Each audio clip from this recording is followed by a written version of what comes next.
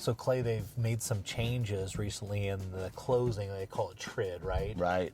And tell me, how is that affecting business for you, and what are you saying? TRID stands for the TILA-RESPA Integrated Disclosure Rule, and it was put out, and it's just brand new.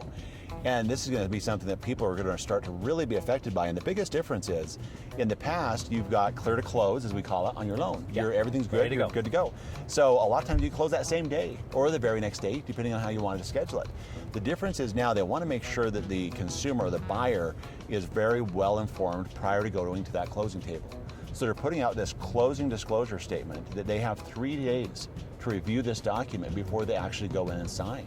Interesting. And so it really has been kind of a difference as far as, now they look at it and there's no question that was going to rise at closing because they've looked at that. That's beforehand. really good, though, because sometimes you'd show up at closing and the lender have done something crazy, and now all of a sudden they're forced into a situation. Yes. Now there's some time to work that out, which... That's exactly right. Yeah. And in California, that's an escrow state, so they'll take 30 days. I mean, the money and the title sit in one location. They just hold it for 30 days to make sure everything's squared away.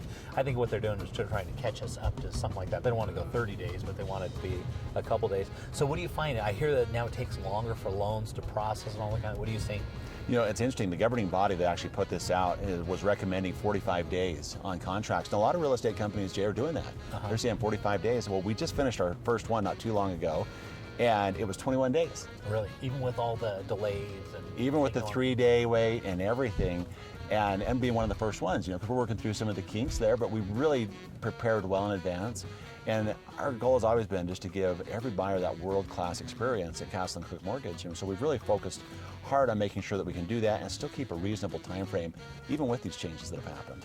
Yeah, I've always liked the way Castle & Cooke does their business, because this is what you guys do, this is all you do, this is the only type of banking you do. And some of these other banks they're doing all kinds of different stuff. Right. They're really not specialized in it, and that's why you guys have always done a great job.